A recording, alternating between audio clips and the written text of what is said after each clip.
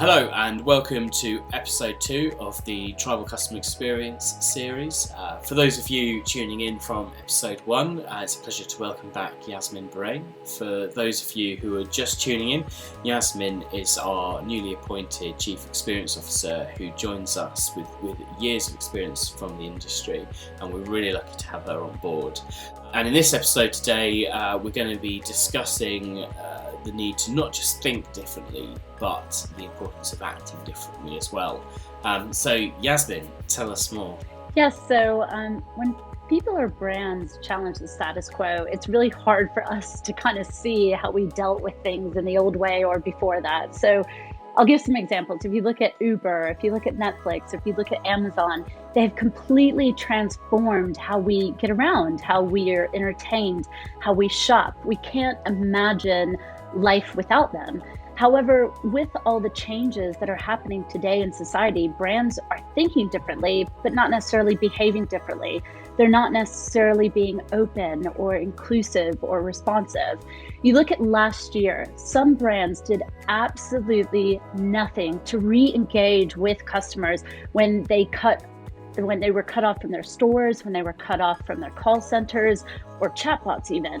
While others, like certain fashion brands, started acting like entertainers. They were hosting musical events. They were guiding drawing sessions to really connect with their customers.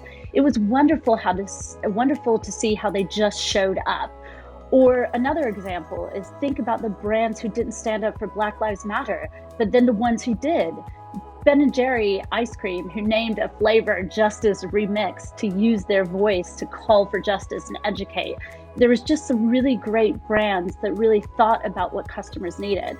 And these brands, the ones that are showing up, they understand that today customers are asking them to do, not only think differently, but to act differently. Driving those really authentic communications and experiences when you're wanting to talk to something or think about something is super important, right?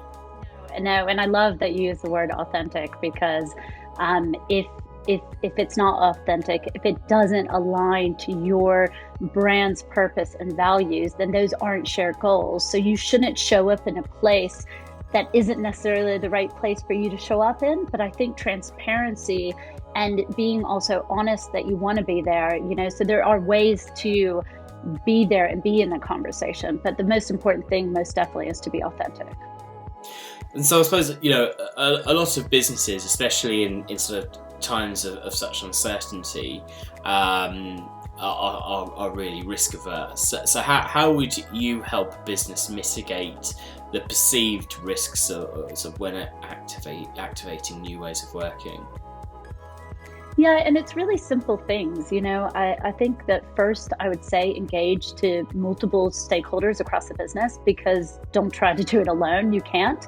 Then I also think what's really important is empower everyone in your business to come up with ideas. Don't think that ideas are just, important to one department or one area. You'd be really impressed once you reach out to your employees and leverage them, what actually comes. And to that point too, leverage data to gather the right insights. We need to make sure that we collect and interpret the data to inform the best decisions for your products or your experiences. But the two things that I think are most important is one, experiment, learn. But the most important is be adaptive and flexible, because at the end of the day, things do happen, and this last year showed it to us. And it's when you are adaptable and flexible, you have the capability to just move on, to shift gears quite quickly. And sometimes when you do that, you'll be surprised at the great things that come to life. Clearly there's, if one was to sit down within their business and, list out kind of all the changes that needs to happen and all the different initiatives, ideas, processes, everything that could come together to create these new ways of working. It's quite a long list. I mean, how does one go about prioritising which problems to solve first? If you're starting from a standing start, where would you start? Today's business problems are more complex and a longer list as they've ever been before, yet the methods to make better decisions and prioritize are there. You just need to make sure that you are paying equal attention to two things. One, the business impact, and the other, the customer value. That is where that sweet spot of big ideas and opportunities lies, and also where the things that actually make you have ownable experiences. In the previous episode, for those that didn't watch it, we talked about the evolution of human first relationships. I suppose dovetailing that into what we're talking about here, how do you think people can actually go around sort of acting differently to drive those human first relationships rather than just giving it lip service as a business? Yeah, I mean, I think there's some really great examples out there for that, and the one that I like to use a lot is Patagonia. It's a great example because they act differently across their ecosystem. So beyond their product, where they're already, high in the market, putting the best product out there, Patagonia shows their commitment to what they stand for, and a lot of that is around activism. And what they do is they do that in numbers of ways. They use their own voice, but then they also create platforms so that others can share theirs as well. But they don't only show up for customers, they show up for the planet, they show up for their employees. But just to use another example, because I know Patagonia is kind of, the example that does it across the board. But if you even look at like Lululemon, last year, when people couldn't get together and in the store and they couldn't have their classes, they have, for those of you that don't know, they have quite a lot of different yoga classes, fitness classes within their stores, and it really brings the community together. So not only could the community not go for the classes, their staff members and their ambassadors couldn't either. And so what they did is they launched online a space for everyone to come together around fitness, around mindfulness, around meditation.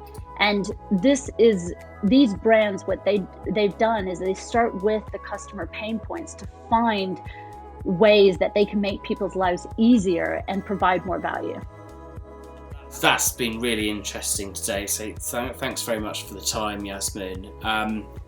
Clearly, as with episode one, there's such big topics we're addressing here in just these quick episodes. If there's anything that's been talked about today that has inspired you or caused you to think about how you could apply some of this thinking within your own business, obviously get in touch with us here at Tribal.